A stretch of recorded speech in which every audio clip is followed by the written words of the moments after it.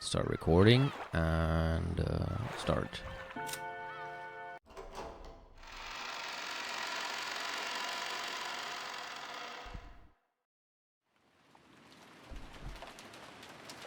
I know I've had a lot of these recently, but I may not make much longer than 10 again today, because I need to get up very early tomorrow, but we'll see. We all started climbing the stairs. Wait, what was it before? I think...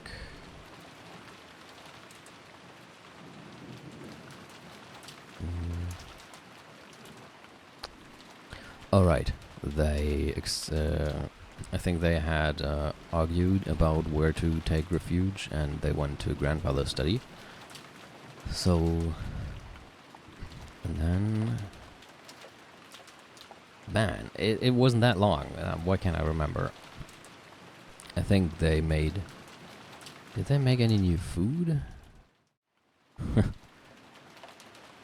Oh, hello. Beatrice.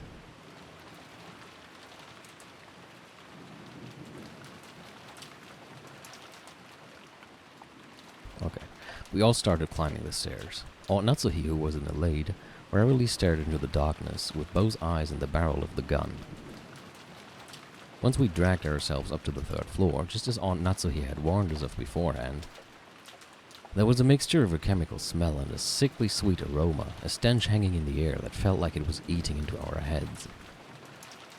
I see, this kind of stench probably would give you a headache if you were shut in with it for a whole night. I know it's a little late, but I'm with Jessica. I vote against going into grandfather's study. Oh, it's probably the stench of absinthe. It felt like the stench was floating out from this magnificent door. It was the door of the forbidden study, which should defend against any who would enter. While Genji-san unlocked the door, Maria stared at the door and the doorknob with great interest. Oh, incredible door. Looks old and strict and like it'd stop any jokes cold. A perfect door for grandfather's study. The power to ward off spiritual menaces is strong here. Beatrice probably couldn't open this door. Oh? What does that mean? Maria pointed at the doorknob. A scorpion crest. No, a design like a magic circle arranged around a scorpion was inscribed there. Oh? Was that always there? Apparently it was. That design, that's right. Isn't it just like those keychain charms Maria gave Jessica and me yesterday? Or maybe it hasn't been there always? The fifth magic circle of Mars is a strong ward against magic. Additionally, this magic circle was very diligently constructed and is full of power. Such a magic circle can be quite troublesome to beings of magic like Beatrice. Isn't that comforting? Are you saying we can escape even Beatrice's clutches in this room? Our little witch here sure is reliable. Then how did Beatrice get grandfather out? Just as Bella reasoned. Beatrice can't go inside. However, she has both magic and familiars. Using them, she might have been able to get grandfather to leave the study of his own accord. Oh, I've read about that in manga. I've seen a bunch of scenes where vampires were frightened of crosses, so they couldn't get close, but their familiars were just fine, so they made their familiars attack. Those scorpion keychain charms I gave you yesterday also had the fifth magic circle of Mars on them. The power dwelling within them was weak, but they should be enough to protect you until we leave the island. Although it sounds like you've lost yours, right? Scorpion keychain charms? Yeah, the charm I gave you yesterday was something I got from Maria. I heard it would repel magic if you put it on your doorknob, and at the time I thought maybe it would be better if you had it. Is that so? I thought it was an odd thing for you to be carrying around. Oh, Natsuhi put that on her doorknob? Yes. Last night, after hearing about it from Jessica, I hung it from the doorknob on the inside of my door. Then, oh, Natsuhi, you're really fortunate. If you did that, Beatrice probably couldn't even lay a finger on you yesterday. I think Beatrice must have been really annoyed.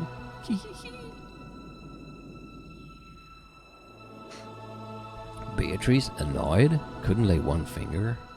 Natsuhi thought back on that eerie scribble she'd seen that morning, as though someone had been tearing at the outside of their door with blood-soaked hands, and gasped in surprise. Could it be that this witch who called herself Beatrice tried to enter through the door to Natsuhi's own room?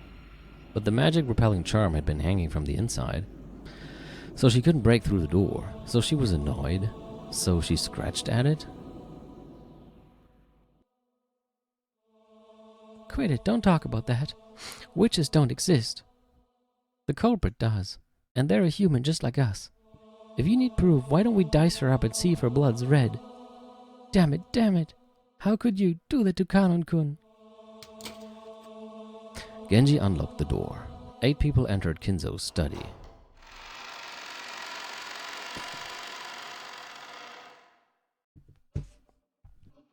Grandfather's study. I had heard rumors about it beforehand, so I wasn't that shocked. He had done nothing more than fortify it thoroughly with his occult hobbies. If grandfather's hobby had been chasing after pop idols, these walls might be buried beneath idol posters. Even if I didn't understand it, I did realize that this room was a bundle of all his pastimes. Even so, I couldn't help but remain dumbfounded by the smell of his creepy medicine and the sweet stench that seemed to melt my head. Oh, where are they going now?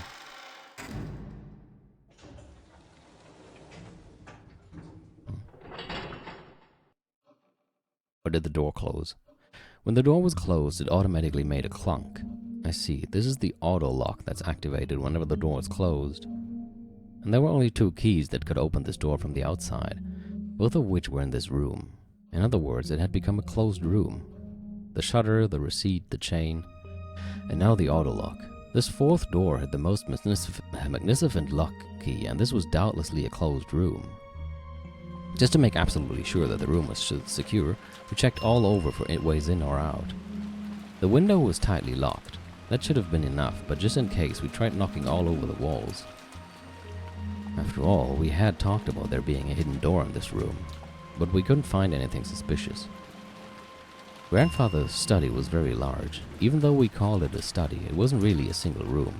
It could be divided up into 4 basic sections. A study section, a bedroom section, a toilet-bathroom section, and a section for cooking that had a sink. I see, this study really does have enough in it to live in. Now I see how grandfather could live his whole life in this room without ever leaving. It seemed grandfather wasn't in the habit of watching TV because there was no television or even a radio in this room. We can't do anything except pass the time listening to the sound of the rain until tomorrow morning. Dr. Nanjo looked closely at the chessboard that sat on the table in front of the sofa and muttered. It was apparently the partly finished chess match he'd been playing with grandfather until yesterday. The black had the white pretty well cornered, and it looked like checkmate would be reached within a few moves, the last part of the endgame. Even though checkmate had almost been reached, the endgame had been rushed, and in the end was never completed. Kinzo-san, it seems we weren't able to see this match through after all. Dr. Nanjo, I was Kinzo-san's friend for a long time, but I never knew about more than half of him. I believe 2 Kinzos existed, a wise one and one trapped by some madness. I never understood anything about him. Especially when it came to Beatrice-sama, it would seem like his personality changed. In the direction of Kumasawa-san's upward gaze, a portrait of Beatrice could be seen. Okay, so he has more than one. It wasn't massive like the one hanging in the entrance hall, but small, made for this room. Grandfather probably spent every day in this room, and so much of his time talking to the witch in the portrait. Who was Beatrice to grandfather in the first place? Right now, you couldn't just explain it away by saying it was a story made by the parents to frighten children away from wandering into the forest. While eating the canned food we had brought from the kitchen, we talked together about who Beatrice was. Whether the culprit was Beatrice herself or someone pretending to be her, whether they were a witch or a human, that was besides the point. The woman in this portrait was strongly related to the roots and background of this case. You couldn't talk about this case without talking about her.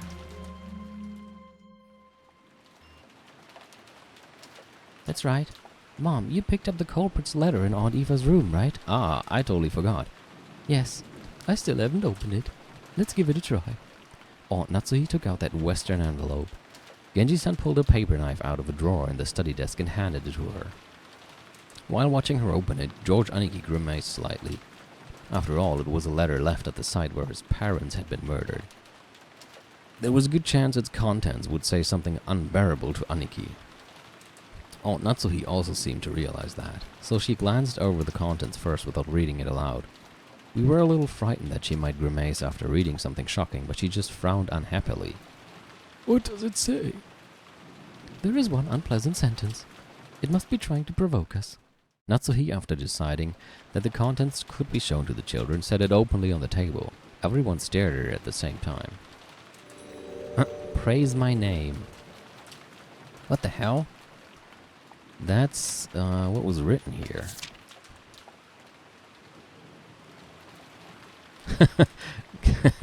Natsuhi did it. Beatrice. On the third twilight, those who remain shall praise my noble name. Whoa. Alright. Anything new here? Oh no, I think I read that last time. Praise my name? What the hell? It's annoying. It's probably Beatrice declaring herself the victor. Damn it. I'll bet you were hoping another weird magic circle would show up. It wasn't a magic circle, but my expectations haven't been betrayed. What could it mean? I wonder if she wants to tout her own existence. That seems reasonable. With this letter, we now know that the author of last night's letter is the culprit. I think the identical envelope is more significant than what's written here. Without a doubt, this is the type of envelope and sealing wax that the master used. Oh, I don't know what's going on anymore. This is the first time I've seen anything like this since I started working for the Ushiromiya family. Going by last night's letter, Beatrice is claiming to be grandfather's oldest confidant. Confidante? Confidant? Grandfather often said the same thing in the past, right? I spoke to Genji-san and Kumasawa-san, who nodded together. Guess that means you two know more about her than anyone except grandfather. Could you tell us? For a long time, I've purposefully avoided this topic. Sorry, camera. Stupid camera.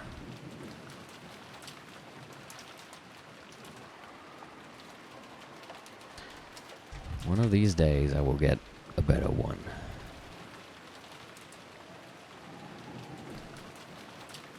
Okay, that works. But now that it's come to this, I can no longer do so.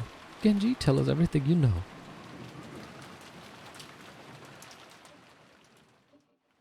Genji-san didn't answer.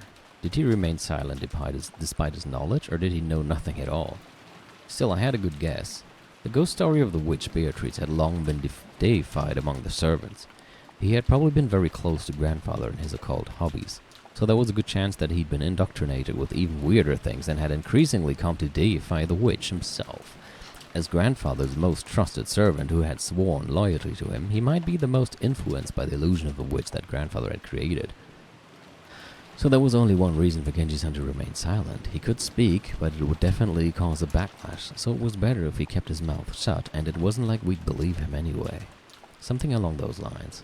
A short while ago, Maria had been more than willing to speak bluntly and unrestrainedly, and that had earned her a scuffle with Jessica. It was natural for Genji-san to keep his silence.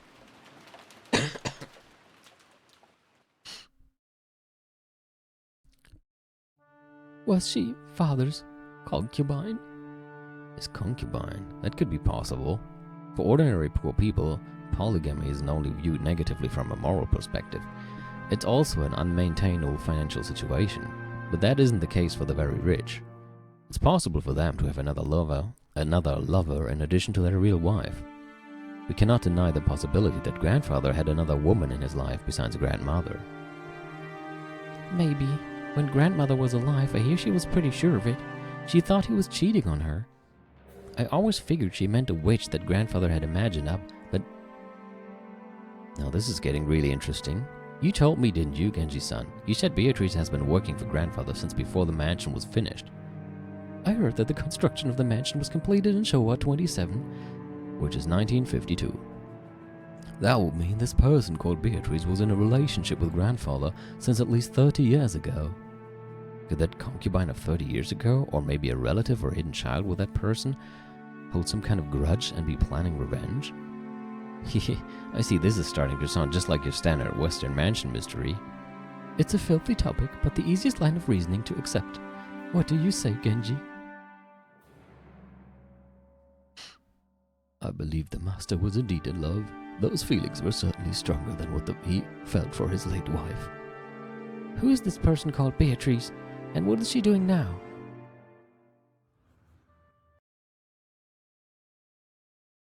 I have heard that she passed away before the mansion was completed. Huh?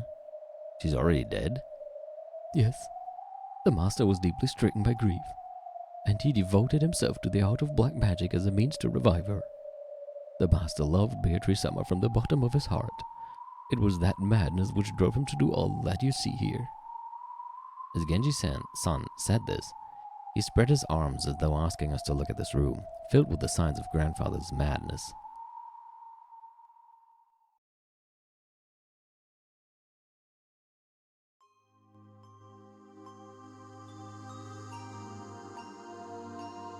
We were all at a loss for words. Normally black magic seems like it would be just creepy, and it's really hard to imagine why someone might be so enraptured by it. Since Kinzo was just an eccentric who has restored the Yoshiromiya family amidst his madness, nobody had tried to understand him. The only thing on grandfather's mind had been the loss of a beloved woman, and his inescapable sorrow. Earlier, this room had seemed creepy, but in an instant it had changed into something we could understand completely. The creepy books, the magic circles, the medicine, all of it. It all existed simply because he wanted to revive the face of a single woman who had left this world over 30 years ago. The master only told me about Beatrice Summer's story once, when he was very drunk. So, every day? Although I have forgotten the details, it was a deep, deep love, enough to make a woman like me jealous. When Kinzo-san succeeded the headship of the Yoshiromiya family, his marriage to his late wife had already been decided by the few surviving family elders. So, he was forced into a marriage with some woman who would benefit the Yoshiromiya family. That is correct. Kinzo-san was installed as the head who would revive the family and had to bear the entirety of that heavy responsibility. I do not pretend to know the details of when or where Kinzo-san first met Beatrice. Guess it would be rude to say any more than that. That was when grandfather truly fell in love for the first time. Just how deep was his affection for her? It was easy to see just by looking around us. This room was covered with piles upon piles of things having to do with black magic, and grandfather spent every day shut in here, immersed in his research and isolated from the outside world, never regretting 1 minute of it. You couldn't help but recognize the depth of grandfather's love for Beatrice. I had it all wrong, Genji-san. What do you mean by that? I always thought that maybe your servants believed blindly in the witch because you'd gotten brainwashed by grandfather and his creepy black magic stuff. But that's not how it was, right? Had they been soothing grandfather's tortured heart, acting as though Beatrice's soul at least had been restored and existed inside this mansion? Though Genji-san closed his eyes, wearing the expression of one remembering the distant past, he said nothing further. You know what I just remembered? In one of the first, in the first session, I think, when we were on the boat, wasn't there something about a shrine that was hit by lightning or something? I don't even know why I remember this right now, but it just popped back into my head, and I'm wondering about it again. What the hell that was all about. Sure, we're gonna learn someday, but I'm sure it's somehow connected to everything as well.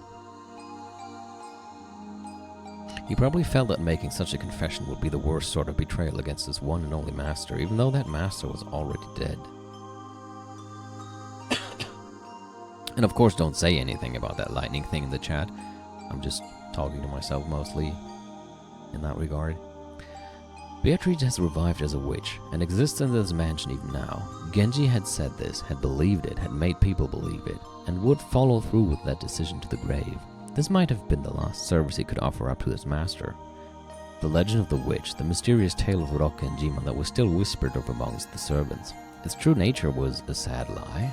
No, it was an act of kindness towards grandfather, who had lost the person he loved above all else. I remember denying the witch's existence in front of father on multiple occasions. Now I finally understand how much that must have wounded him. Right now I can understand very well.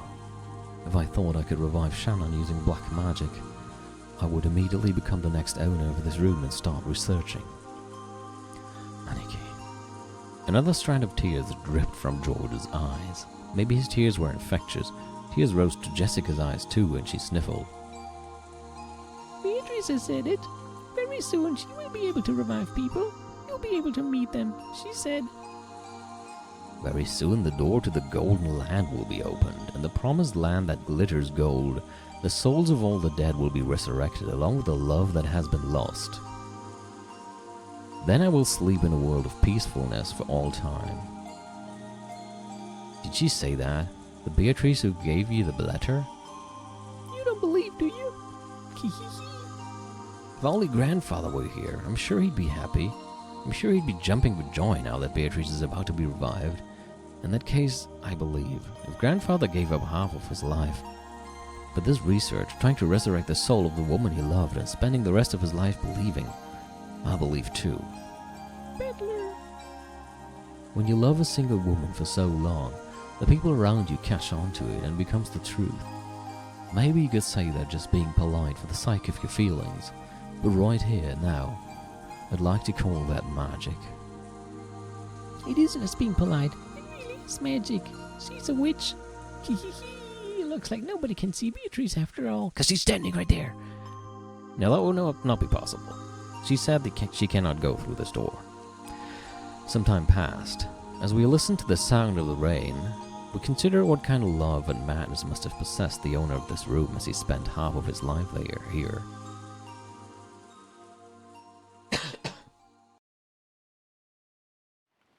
If you ask me as a woman, then while I'd like to be understanding of father's feeling of true love, it did leave mother in an awkward position.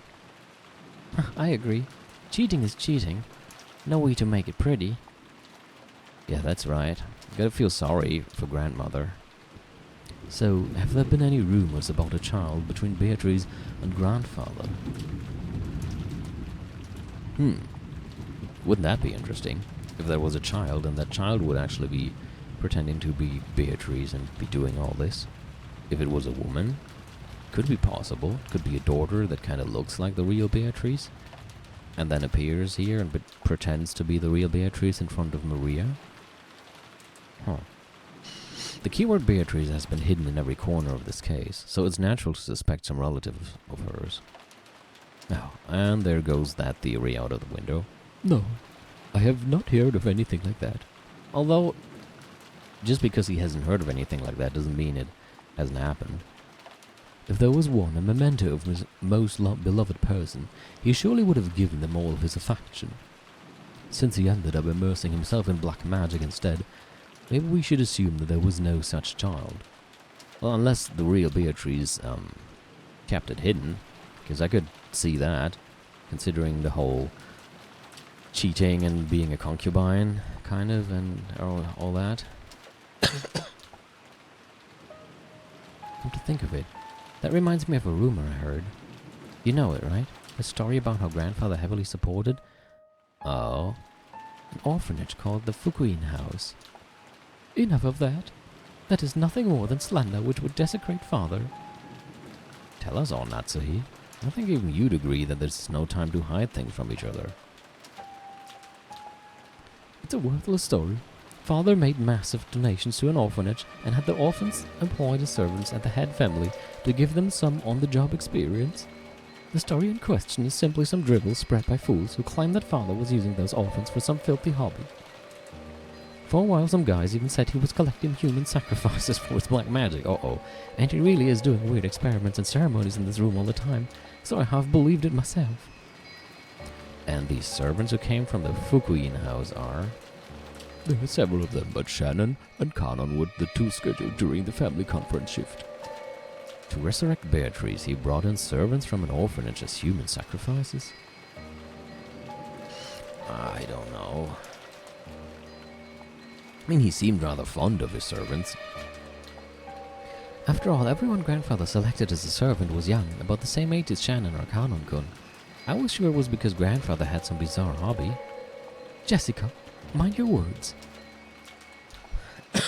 When Aunt Natsuhi scolded her, the atmosphere instantly went sour and everyone felt quiet.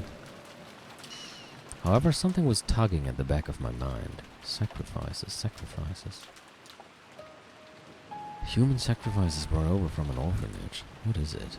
Freaky words like sacrifices don't pop up often. And yet I've seen or heard that word recently. Yeah, when the 6 people who were murdered. Some part of my memory is tugging at me. Hey Beatrice, what do you know?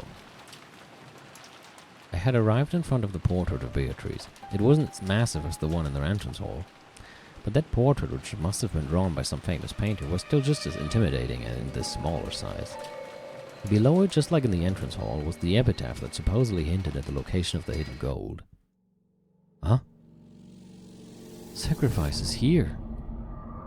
What the hell, Battler? You're creeping me out. 6 sacrifices, yeah. Why are you screaming now?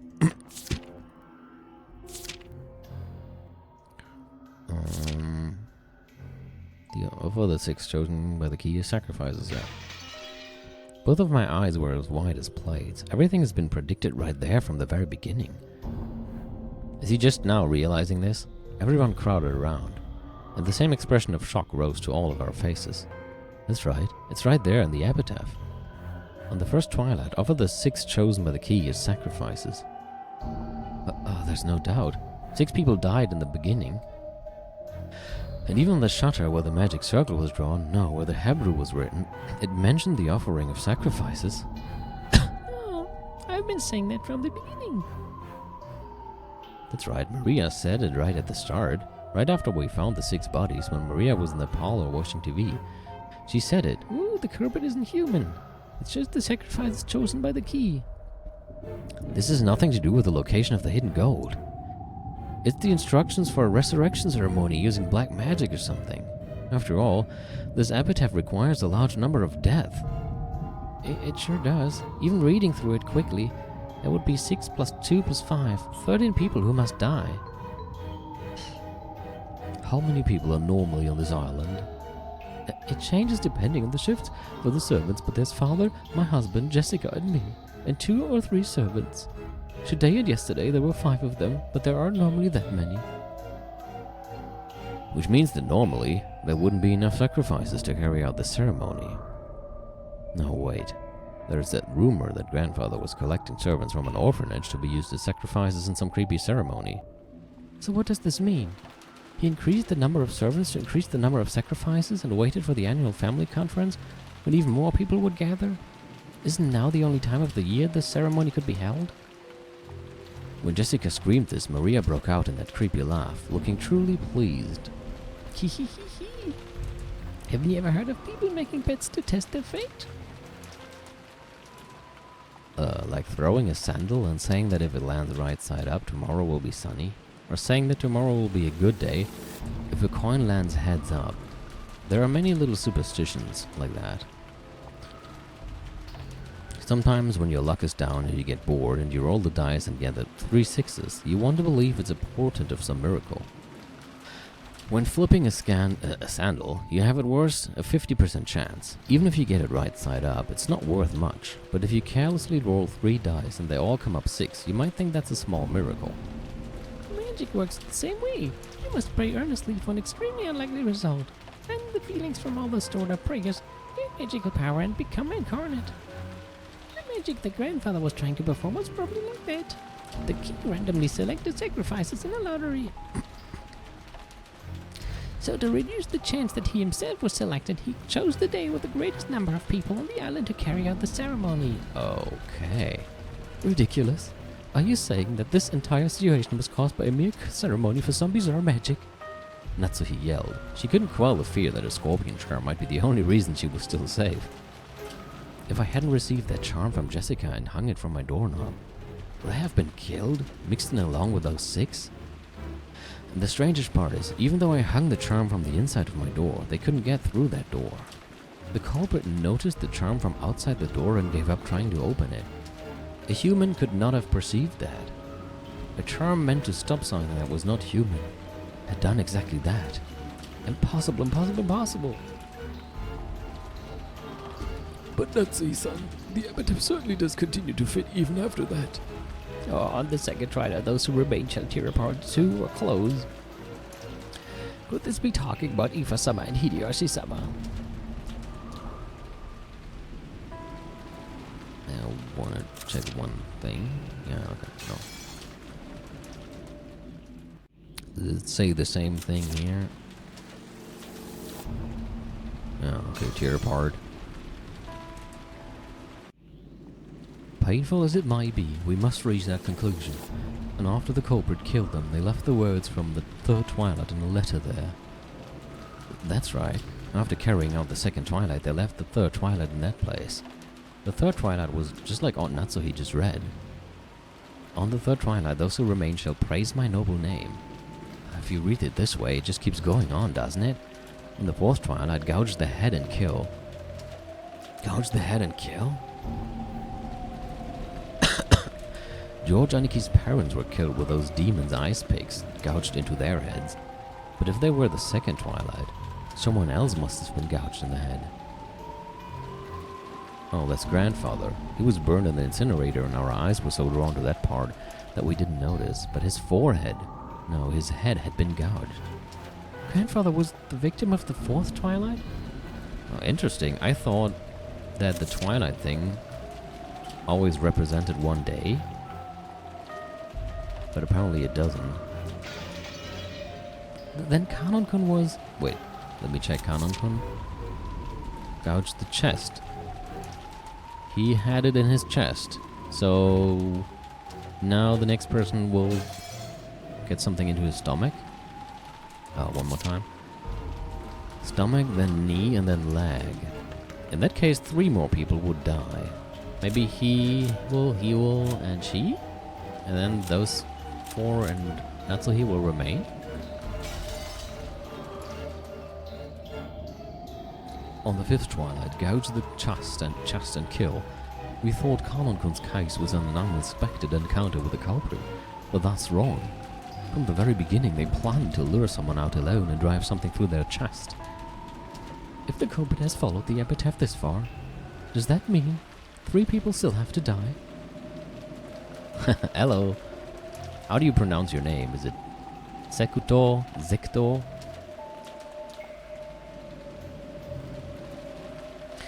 On the 6th twilight, gouge the stomach and kill. On the 7th twilight, gouge the knee and kill. That doesn't sound pleasant. On the 8th twilight, gouge the leg and kill. Yes, you could read it that way. Well, I wonder about that. After those 3 die, it reaches the 9th twilight. Take a look. On the 9th twilight, the witch shall revive, and none shall be left alive. Oh, yeah, that's right, I forgot about that. We're all gonna be killed by Beatrice? I don't get it. Wouldn't that mean everyone dies no matter how many people there are? What was grandfather after? Doesn't this mean the ceremony would kill him too, no matter what? Yeah, I just realized that as well. That's reassuring, yeah. But true, I mean, they just said that he probably did the ceremony now that there were many people on the island, so the likelihood of him being chosen as sacrifice was lower. But if everybody gets killed in the end anyway, then what's the point of that? Or maybe... because it says something like, at journey's end you shall attain the power of Goldland's treasure, blah, blah, blah. The witch shall praise the wise and bestow 4 treasures. 1 shall be on the gold. The resurrection of all the dead souls, but maybe that's only refers to everybody except the 6 sacrifices. I mean, that in that case, it will make sense that he didn't want it to end up as a sacrifice, but what do I know? It's okay if no one's left alive. How is that okay? On the 10th twilight, we finally arrive at the Golden Land. On the 10th twilight, at journey's end, you shall attain to the power of the Golden Land's treasures, once and for the last time. The witch shall praise the wise and bestow 4 treasures. Grandfather wasn't afraid of dying. Look at the 2nd and 3rd of the 4 treasures. 1 shall be the resurrection of all the dead souls. 1 shall be the resurrection of the love that was lost. I guess the love that was lost would, in that case, be grandfather and Beatrice. So grandfather believed he would eventually be revived, even if he died partway through the ceremony. Ridiculous. That's insane. Was he the first to die with the gouge things? He was.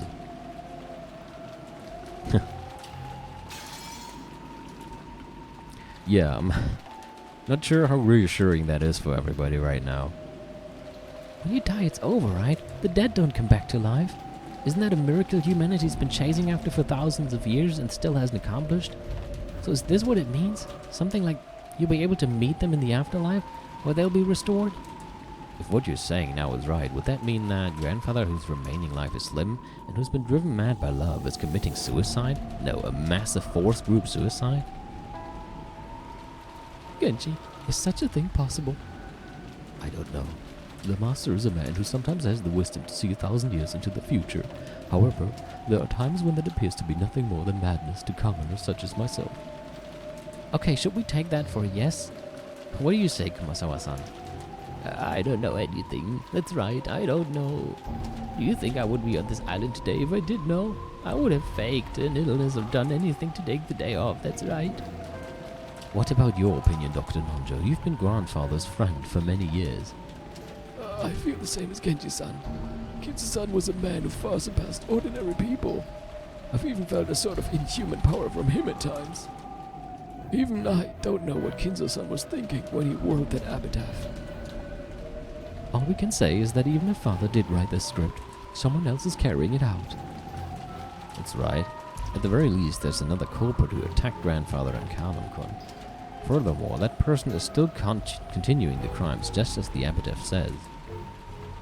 The letter in the beginning that we didn't think deeply about, what was it that was written there? We thought back to the recitation of the letter last night. Beatrice had proclaimed something inside it. She had proclaimed that according to her contract with Kinzo, she would collect everything of the Yoshiromiya family as interest. But then she had also revealed a special clause.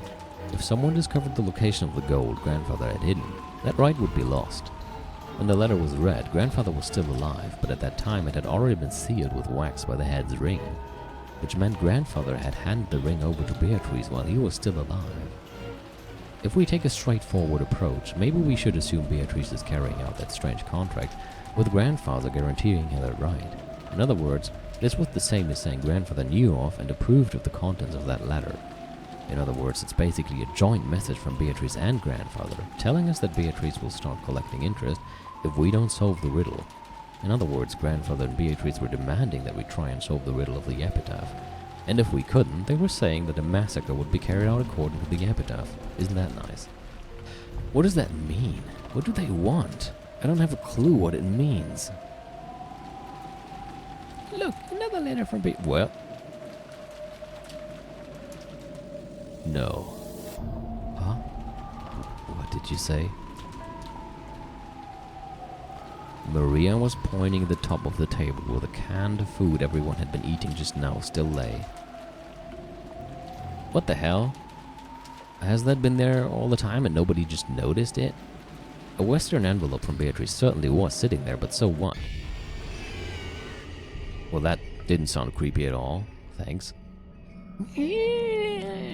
Was that a seagull with distortion? What in the...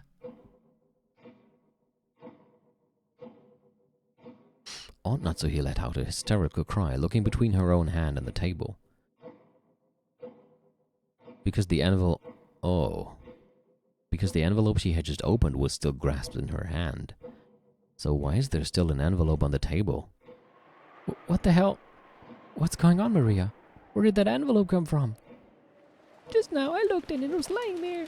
Didn't you put it there, probably? I don't know anything. This isn't funny, there's only the 8 of us here. There's no way some 9th person snuck in. There wasn't enough time during the few seconds that we gathered around the portrait, right?